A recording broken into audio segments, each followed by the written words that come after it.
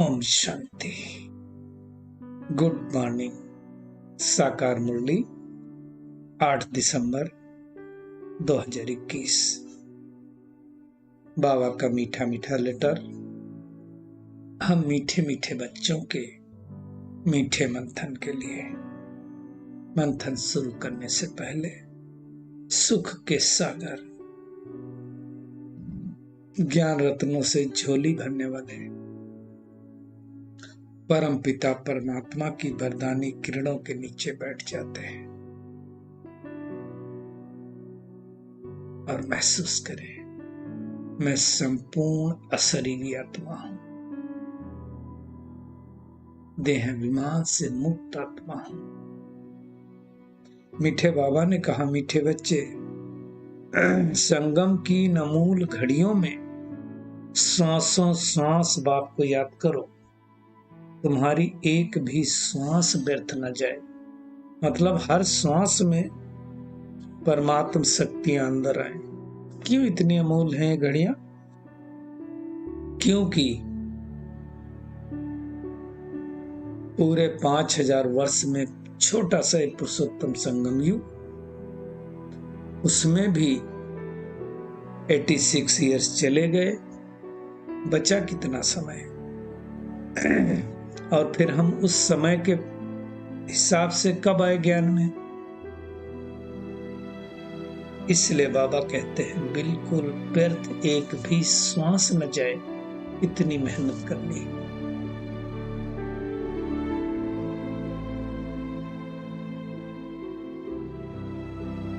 क्योंकि पुराने संस्कार हमें बदलने हैं, हमें सर्वगुण संपन्न 16 कला संपूर्ण बनना है। और श्वास वेस्ट करेंगे तो कैसे होगा? श्वास वेस्ट करना मतलब याद में रहना, फालतू झरमुई झगमुई में नहीं जाना। बाबा ने प्रश्न किया, इस समय तुम्हारा मनुष्य जीवन बहुत बहुत वैल्यूएबल है। कैसे वैल्यूएबल है? क्यों वैल्यूएबल है?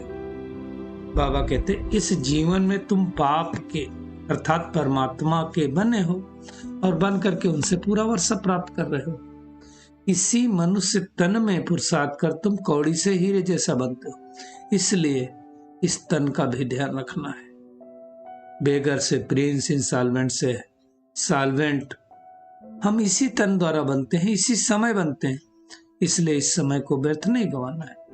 हर श्वास बाप को याद करना है, फिर श्वास को सफल बनाना है।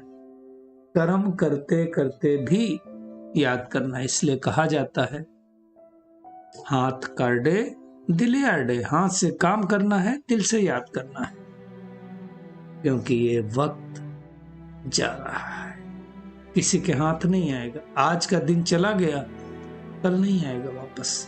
इसलिए हमारा सारा फोकस आज के पुरुषार्थ पर। कल की कल देखेंगे, और जिनका आज अच्छा होगा उनका कल तो अच्छा होने वाला है। आज अगर किसी ने पढ़ाई अच्छे से की तो फाइनल एग्जाम तो अच्छा जाने ही वाला है। तो ऐसे हमारा ये समय श्रेष्ठ पुरुषार्थ का, श्रेष्ठ पढ़ाई करने का है। इस मनुष्य जीवन को ही अमूल्य जीवन कहा जाता है। दुनिया में नहीं कहते बड़ भागी मानुष तन पावा। मनुष्य तन तो हर जन्म के बाद मिलता है, लेकिन ये पुरुषोत्तम संगम युग का तन बहुत अमूल्य है, जीवन बहुत अमूल्य है।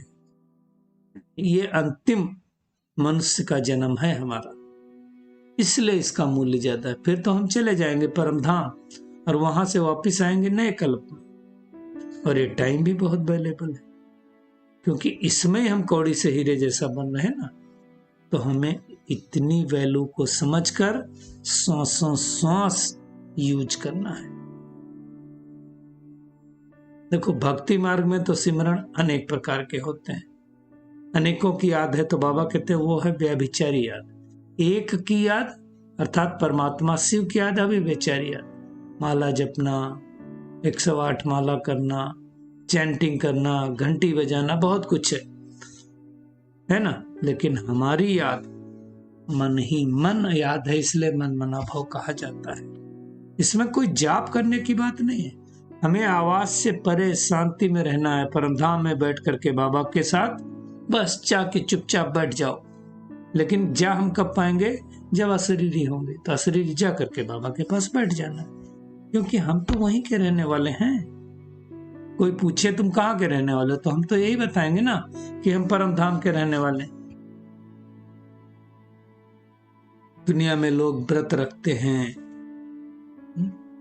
फास्ट रखते हैं ना, तो बाबा कहते हैं तुमको कौन सा फास्ट रखना है? कष्ट नहीं देना है शरीर को, मन ही मन याद करना है। वो हमारा पिता है, वो थोड़ी चाहेगा कि हम शरीर को कष्ट देंगे। सोचो, आपका घर में जो लौकिक पिता हो, है ना, या माता हो, वो कहेगी आप सारा दिन मेरे लिए व्रत रखो तो मैं खुश होऊंगा? नहीं ना। तो ऐसे ही हमारा माता पिता है परमात्मा, वो नहीं चाहता है कि हमें कोई कष्ट हो। हम सारा दिन उपवास रखें और दिन भर भोजन के बारे में सोचते रहें। चलता तो ऐसे है ना, जो लोग उपवास रहते हैं सारा दिन बुद्धि में क्या रहता है? भोजन को याद करते रहते हैं। उस उपवास का कोई मीनिंग नहीं होता है। उपवास रहने से, भोजन नहीं करने से तन की शुद्धि होगी, परंतु मन की शुद्धि करने के लिए मन मना भाव के मंत्र के द्वारा परमात्मा को याद करना है।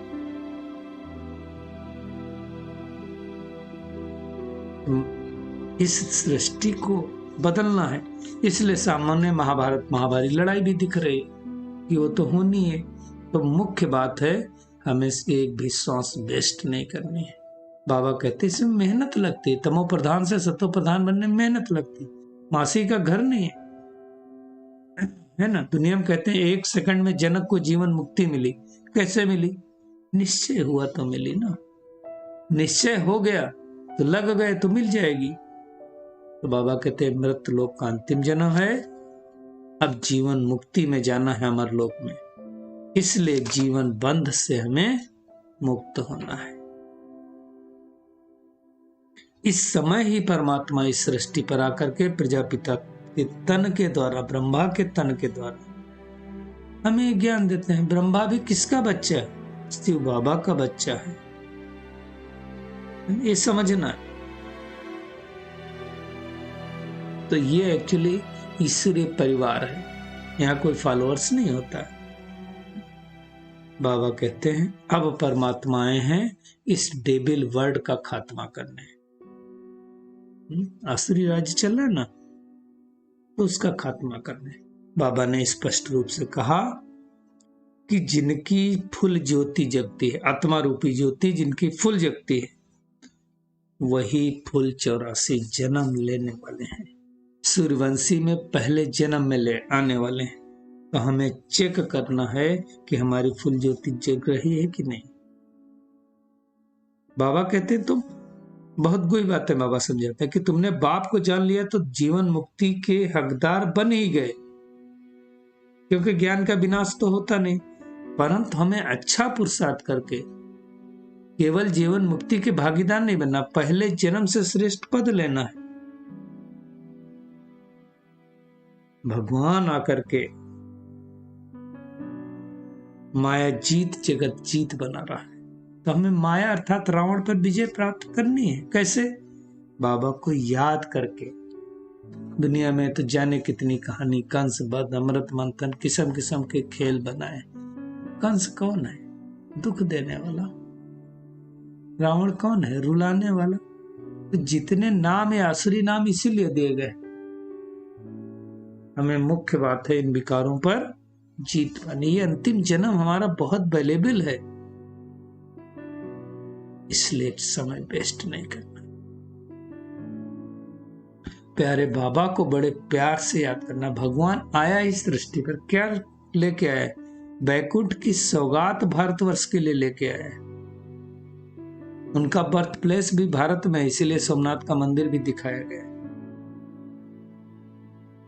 तो उस सौगात को लेने के लिए संपूर्ण निर्विकारी बनना है ना। बहुत करनी है, कमजोर नहीं पड़ना है। शक्तिशाली बनना है। इस हीरे जैसे जीवन को व्यर्थ नहीं गंवाना है। अगर waste of time, waste of energy करेंगे तो बाबा कहते हैं ऐसे लोगों को बेसमझ कहा जाता है, पत्थर बुद्धि कहा जाता है, और हमें बनना है पारस बुद्धि। इसलिए परमात्मा को याद करने की मेहनत करनी है, क्योंकि याद के द्वारा ही विकर्म नष्ट होंगे और कोई उपाय नहीं। बाबा ने शिकायत की, कई बच्चे दिन रात बहुत टाइम वेस्ट करते हैं। ये शिकायत अपने ऊपर लेना कि हमें बाबा ने हमसे हमारी शिकायत की, हम बहुत टाइम वेस्ट करते हैं, और ऐसा तो है नहीं कि हम टाइम वेस्ट नहीं करते। तो अब आज से नक्की करना है, हमें कोई टाइम वेस्ट नहीं करना है। याद करते करते किचड़े को भस्मीभूत कर देना है। जैसे ब्रह्मा बाबा कहते भोजन के समय बैठते हैं याद करने, फिर भूल जाते हैं। हमारे साथ भी ऐसे ही होता है ना। तो हमें अब जास्ती मेहनत करनी है। ब्रह्मा बाबा के ऊपर तो बहुत जिम्मेदारियां थी, हम बच्चों के ऊपर तो इतनी जिम्मेदारियां नहीं, इसलिए बहुत ज्यादा मेहनत करके अपना कल्याण करना है और दूसरों का कल्याण करना है।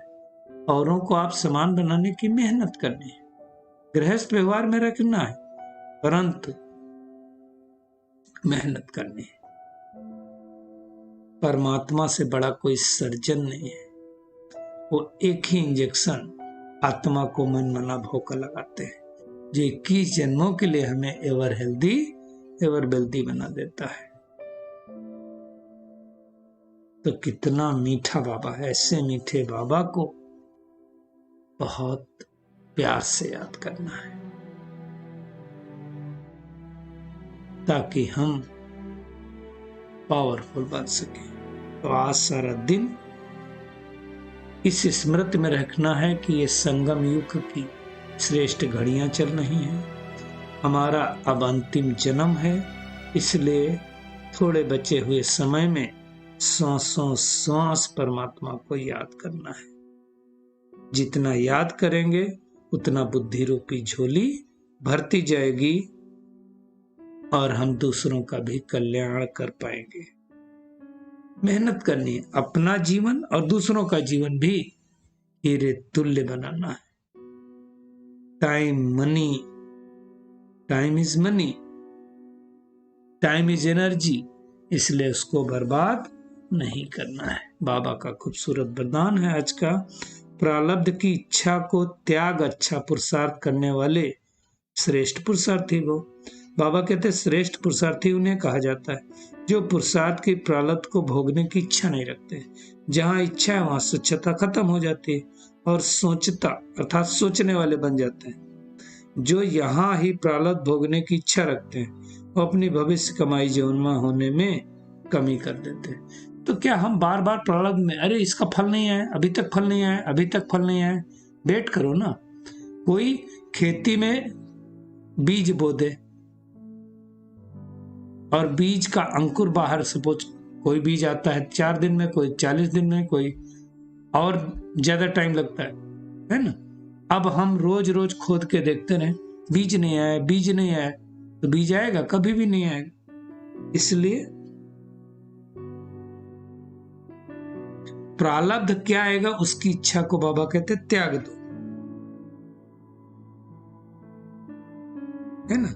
इच्छा के बजाय अच्छा शब्द याद रखो कि मुझे अच्छा बनना है। बाबा कहते श्रेष्ठ पुरुषार्थी सदा फ्लॉलेस, कोई कमी ना हो उसका बनने का पुरुषार्थ करते हैं। फेल नहीं होते किसी बात में, जानी जाननहार होंगे और फेल नहीं होंगे ना।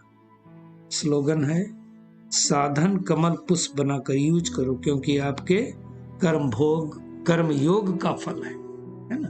हमें जो साधन मिले हमारी योगी स्थिति के कारण मिले, तो कमल पुष्प आसन पे बैठकर उनका योग करना है। चलिए परमात्मा किरणों के नीचे बैठ जाए और महसूस करें मैं बहुत पावरफुल आत्मा हूं। मन मना भाव के इंजेक्शन के द्वारा अपने को संपूर्ण अशरीरी बनाने वाली आत्मा हूं।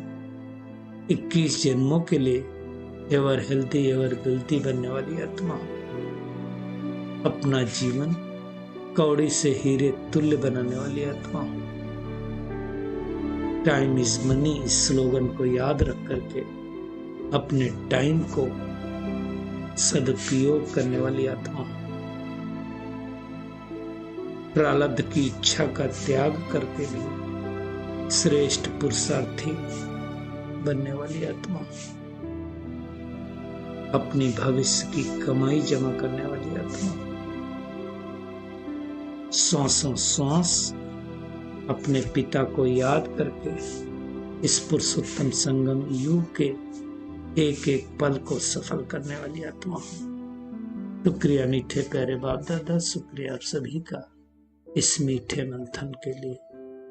ओम शांति।